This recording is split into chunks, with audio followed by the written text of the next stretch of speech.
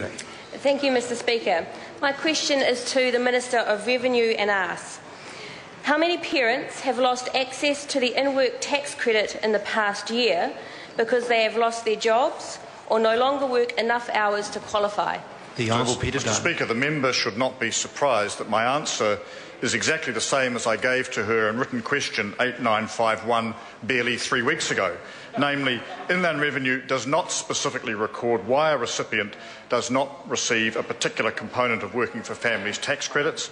Entitlement to each component can start and stop throughout the year depending on the family's circumstances, all of which cannot be accurately separated or identified to answer this question. Metiria Turei. Thank you, Mr. Speaker. Why is the Minister content to allow this financial support to be taken away from children whose parents lose their jobs through no fault of their own? The Honourable Peter Dunne. Mr. Speaker, what the member overlooks is that there are a range of other support mechanisms in place to help parents in that situation, and as a consequence of those other support mechanisms, the current practice introduced by the previous government with regard to the operation of the in-work tax credit is appropriate. Metiria Turei. Mr. Speaker, how can the Minister claim that the current support for those families who lose their jobs is adequate for children when the family tax credits and benefits combined still leave 70% of the children in those families in poverty? The jobs do not exist for their parents, and we know that the in-work tax credit amount alone can significantly relieve that poverty. Mr. Speaker, there are two reasons for my comment. The first is that the OECD has made it very clear in its judgment, and New Zealand is part of the OECD and generally respects their judgments in these respects, that child poverty is best helped through workforce participation and encouraging workforce participation. The second part of my answer is that the member is selective in terms of the benefits that she makes reference to. In addition to those that she commented upon, families in that situation would also be entitled to unemployment benefit. They may be entitled to a sole parent benefit, accommodation supplement, emergency benefit, various training allowances, child disability allowance or disability allowance, training allowances and possibly after-school allowances. So, Mr. Speaker, if she wants to make the comparison, she should put the whole suite of measures on the table, not just a selected number of them. Metiria Turei. Thank you, Mr. Speaker. Order. Is the Minister aware that every 3 months 75,000 hard-working people, including thousands of parents, become unemployed under the key Dunne government? And how is it fair to take away the in-work tax credit from them and their children when they lose their jobs in those difficult times? The Honourable Peter Dunne. Mr. Speaker, I've got no idea where the member draws her figure from. I think it's a figment of her imagination. But the point.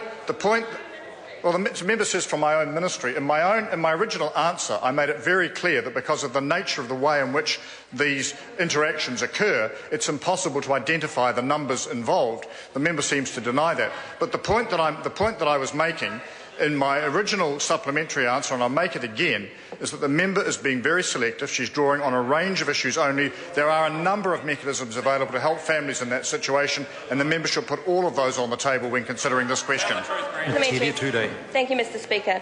How is it fair that the children of 40,000 hard-working people who lost manufacturing jobs in the last 4 years of the key Dunne government should also be financially punished by having their in-work tax credit taken away as well? The Honourable Peter Mr. Speaker, my answer is the same as it has been to previous iterations of this type of example. But I'd make one other point.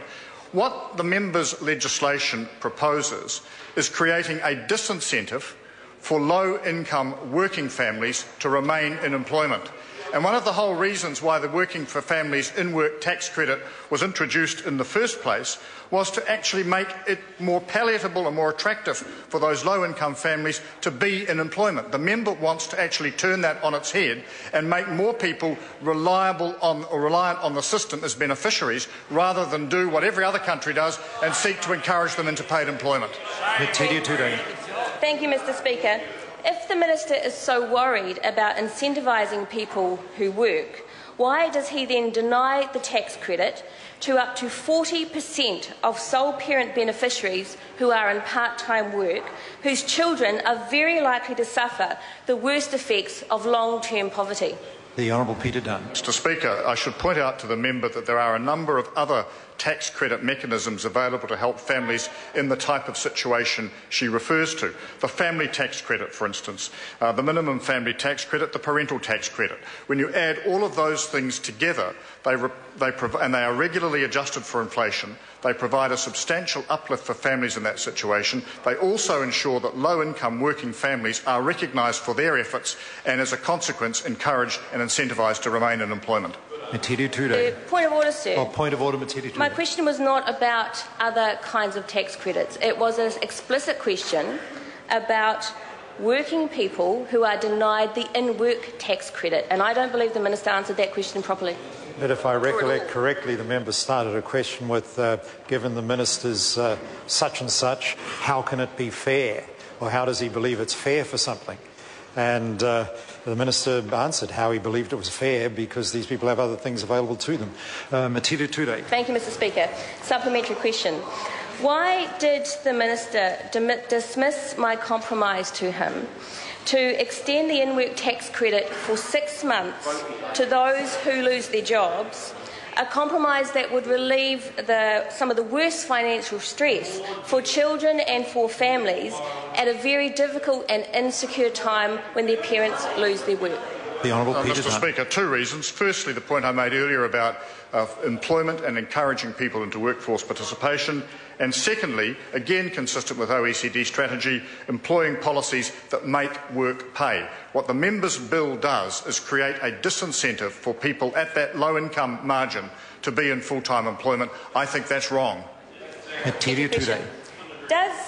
Does the Minister agree with Economics Professor Susan St John that in extending the in-work tax credit to all children below the current income threshold, even if their parents are looking for work, they're caring for grandchildren and receive superannuation, or are studying, would be an effective way to reduce poverty and income inequality?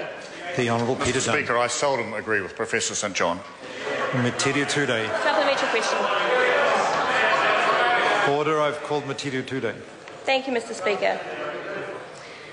Does the Minister agree with the statement from United Future leader Peter Dunne when he pledged to Closer Together Whakaata Mai to, quote, actively support policy measures and reduce income inequality, end quote?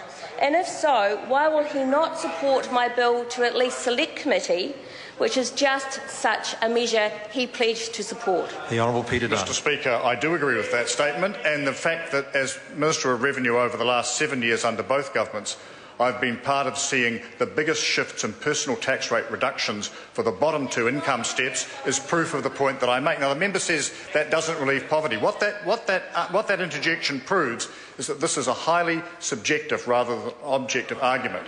My focus has been on ensuring that our tax system works fairly for those at the bottom of the income scale, and the last thing I want to see is a disincentive created for low-income working people to remain in full-time employment, as the member's bill would do.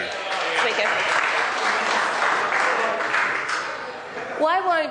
Why won't the Minister at least support this potential solution being considered at Select Committee, when all the evidence suggests that it could make the crucial difference to 250,000 Kiwi kids, and that he today could be the difference between an empty and a full plate for many of these children? The Honourable Peter Dunne. Well, Mr. Speaker, I reject that assertion entirely. I'm not rejecting those children. That is a ridiculous statement. Mr. Speaker, what this is about is a good policy environment that the previous government put in place called Working for Families. This government is committed to it, which ensures that low-income working people are rewarded for the fact that they are in employment, consistent with international standards. The best way to boost the incomes of those households is through full-time employment, not through loading them up on the beneficiary train that the member wants to do. Question number 6, Mike Sabin. Through you, Mr. Speaker, to the Minister.